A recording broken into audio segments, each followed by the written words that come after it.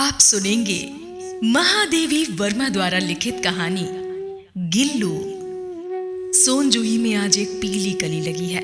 इसे देखकर अनायास ही उस छोटे जीव का स्मरण हो आया जो इस लता की सघन हरितिमा में छिपकर बैठता था और फिर मेरे निकट पहुंचते ही कंधे पर कूदकर मुझे चौंका देता था। तब मुझे कली की खोज रहती थी, पर आज उस लघु प्राणी की खोज है। परंतु वो तो अब तक इस सोनजूही की जड़ में मिट्टी होकर मिल गया होगा। कौन जाने स्वर्णिम कली के बहाने ही वही मुझे चौंकाने ऊपर आ गया हो। अचानक एक दिन सवेरे कमरे से बरामदे में आकर मैंने देखा दो कोए कमले के चारों ओर से चोंचों से छुआ छुएल का खेल खेल रहे हैं। ये काकभुषंडी भी विचित्र पक्षी है, एक साथ समादरित, अनादरित, अति सम्मानित, अति अवमानित। हमारे बेचारे पुरखे न गरुड़ के रूप में आ सकते हैं, न मयूर के, न हंस के। उन्हें पितृपक्ष में हमसे कुछ पाने के लिए काक बनकर ही अवतीर्ण होना पड़ता है। इतना ही नहीं, हमारे दूरस्थ प्रियजनों को भी अपने आने का मधु संदेश इनके कर्कश स्वर में ही हमें देना पड़ता है। दूसरी ओर हम कोआ और कांव कांव करने को अवमानना के अर्थ में ही प्रयुक्त करते हैं।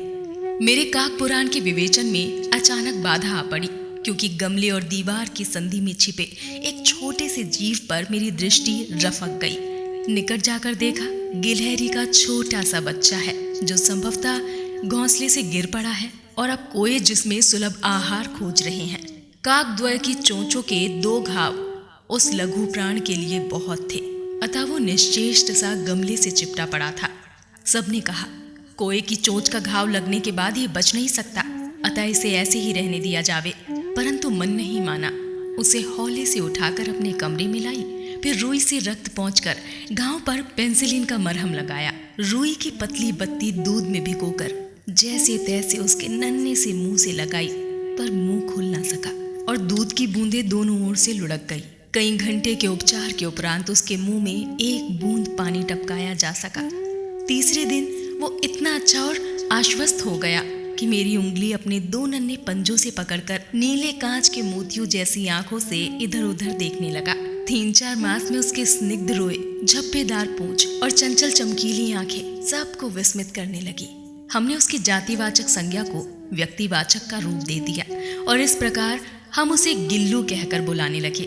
मैंने फूल रखने की एक हल्की डलिया में रुई बिछाकर उसे तार से खिड़की पर लटका दिया। वही 2 वर्ष गिल्लू का घर रहा।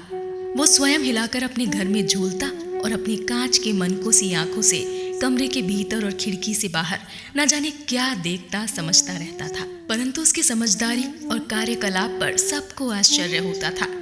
जब मैं लिखने बैठती तब अपनी ओर मेरा ध्यान आकर्षित करने की उसे इतनी तीव्र इच्छा होती थी कि उसने एक अच्छा उपाय खोज निकाला। वो मेरे पैर तक आकर सर से पर्दे पर चढ़ जाता और फिर उसी तेजी से उतरता। उसका ये दौड़ने का क्रम तब तक चलता जब तक मैं उसे पकड़ने के लिए ना उठती। कभी मैं गिल्लू को पकड़कर एक लंबे लिफाफे में इस प्रकार रख देती कि उसके अगले 2 पंजे और सिर से अतिरिक्त लघुगात लिफाफे के भीतर बंद रहता। इस अद्भुत स्थिति में कभी कभी घंटों मेज पर दीवार के सहारे खड़ा रहकर वो अपनी चमकीली आंखों से मेरा कार्यकलाप देखा करता। भूख लगने पर चिक चिक करके मानो वो मुझे सूचना देता और काजू या बिस्किट मिल जाने पर उसी स्थिति में लिफाफे से बाहर वाले पंजों से पकड़कर उसे कुतरता रहता। फिर गिल्लू के जीवन का प्रथम बसंत आया। नीम चमेली की गंध मेरे कमरे में हौले हौले आने लगी। बाहर की गिलहरियां खिड़की की जाली के पास आकर चिक चिक करके न जाने क्या कहने लगी। गिल्लू को जाली के पास बैठकर अपनेपन से बाहर झांकते हुए देखकर मुझे लगा कि इसे मुक्त करना आवश्यक है। मैंने कीली निकालकर जाली का एक कोना खोल दिया और इस मार्ग से गिल्लू ने बाहर जाने पर सचमुच ही मुक्ति की सांस ली। इतने छोटे जीव को घर में पले कुत्ते बिल्लियों से बचाना भी एक समस्या ही थी। आवश्यक कागज पत्रों के कारण मेरे बाहर जाने पर कमरा बंद ही रहता। मेरे कॉलेज से लौटने पर जैसे ही कमरा खोला गया और मैंने भीतर पैर रखा, वैसे ही गिल्लू अपनी जाली के द्वार से भीतर आकर मेरे पैर से सिर और सिर से पैर तक दौड़ लगाने लगा। तब से ये नित्य का क्रम हो गया। मेरे कमरे से बाहर जाने पर गिल्लू भी खिड़की की खुली जाली की राह से बाहर निकल जाता और दिन भर गिलहरियों के झुंड का नेता बना हर डाल पर उछलता कूदता रहता और ठीक 4 बजे वो खिड़की से भीतर आकर अपने झूले में झूलने लगता।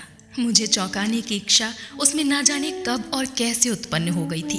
कभी फूलदान के फूलों में छिप जाता, कभी पर्दे की चुन्नटों में और कभी सोनजूही की पत्तियों में।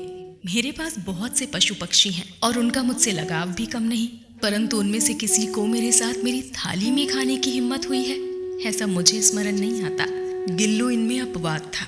मैं जैसे ही खाने के कमरे में पहुंचती, वो खिड़की से निकलकर आंगन की दीवार, बरामदा पार करके मेज पर पहुंच जाता और मेरी थाली में बैठ जाना चाहता।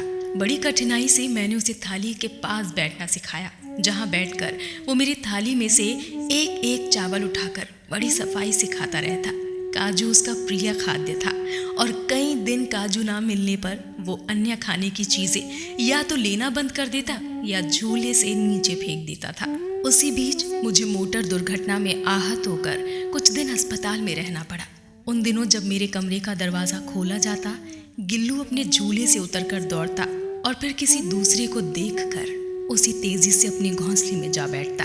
सब उसे काजू दे आते, परंतु अस्पताल से लौटकर जब मैंने उसके झूले की सफाई की तो उसमें काजू भरे मिले, जिससे ज्ञात होता था कि वो उन दिनों अपना प्रिय खाद्य कितना कम खाता रहा।